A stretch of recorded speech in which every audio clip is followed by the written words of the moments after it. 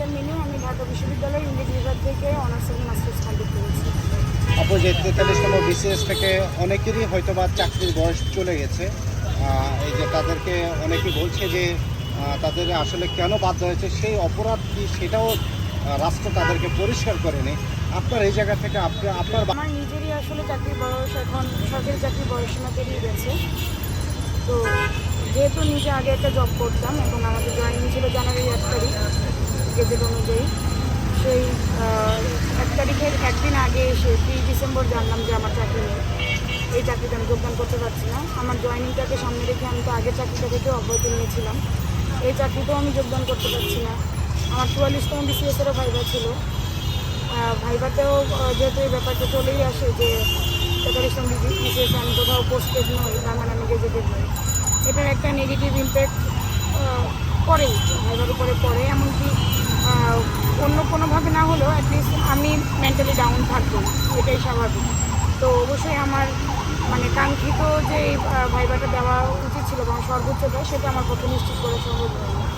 আবার এখন যখন আমি অন্য কোথাও চাকরির জন্য চেষ্টা করছি, তখন এই যে আমাদেরকে বারবার শুধু বলা হচ্ছে যে আমাদেরকে হয়তো অতি শীঘ্রই হয়ে যাবে, দ্রুততম সময়ে হবে, এটা তো মোটামুটি মিডিয়াতেও আছে, ব্যাপারটা অনেকেই জানে।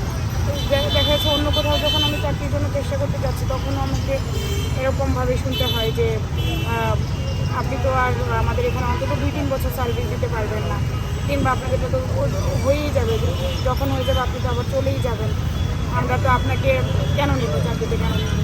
তো তার মানে কি, আমি আগে যে চাকরি করতাম সেটা আমার হাতে নেই। আমি যে চাকরির প্রতিশ্রুতিতে আমি চাকরি ছেড়েছি সেই চাকরিতে জয়েন করতে পারিনি। পরবর্তী চাকরির ভাইভাতেও আমি আশানুরূপ কিছু আশা করছি না। এখন আমি যখন কোথাও অন্য কোনো বেসরকারি কোথাও চাকরির জন্য চেষ্টা করছি, সেখানেও আমি পাচ্ছি না।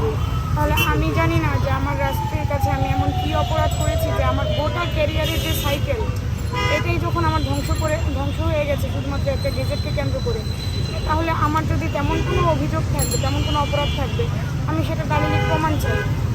আর যদি সেটা না থাকে, আমাকে অবশ্যই আমার এই যে এতদিনের এতগুলো ক্ষতি, সেটাকে আমার পূরণ করে দিতে হবে। আমাকে আমার হারানো চাকরি আমাকে ফিরিয়ে দিতে হবে।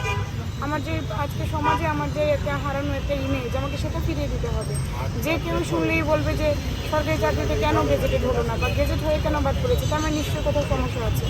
সেই সমস্যাটা কি আমি জানি না, নিশ্চয়ই আমার ভেরিফিকেশন হয়েছে, এটা নিশ্চয়ই ওনাদের জানা আছে। তাহলে আমার সেটা জানা কোন ক্যাডার পেয়েছিলেন? আমি 43তম বিসিএস থেকে সাধারণ শিক্ষা ক্যাডারে আমি আছি। আচ্ছা, বলেন, তারপর যেটা বলতে চাচ্ছিলাম। তো আমার কথাটা এটাই যে আমাকে যদি এইভাবে করে সর্বদিক থেকে যদি আমাকে এভাবে মানে ধ্বংসের দিকে ঠেলে দেওয়া হয়, তাহলে আমি রাষ্ট্রের নাগরিক হিসেবে আমি তো অবশ্যই এটা জানতে চাইতে পারি যে আমার কী অপরাধ। আপনি একটা মৃত্যুদণ্ডপ্রাপ্ত একটা আসামিও জানে তার কী অপরাধ, সে তারও আত্মপক্ষ সমর্থনের সুযোগ থাকে। আমি কেন জানবো না যে আমার কী অপরাধ? আমি রাষ্ট্রকে সেটা জানতে চাই। আর যদি আমার তেমন কোনো প্রমাণ সাপেক্ষ কোনো অপরাধ যদি আমার না থাকে, রাষ্ট্র যদি প্রমাণ সহ আমার সেই রকম কোনো অপরাধ, যেটা যে কোনো ফৌজদারি অপরাধ, রাষ্ট্রদ্রোহিতার অপরাধ, কিংবা আমার হচ্ছে বিশ্ববিদ্যালয়ের বহিষ্কারাদেশ, বা আমার নিয়োগে অনিয়ম, দুর্নীতি, কোনো কিছু যদি আমাকে রাষ্ট্র দেখাতে না পারে, তাহলে আমাকে আমার গেজেট ফিরিয়ে দিতে হবে, আমার চাকরি আমাকে ফিরিয়ে দিতে হবে।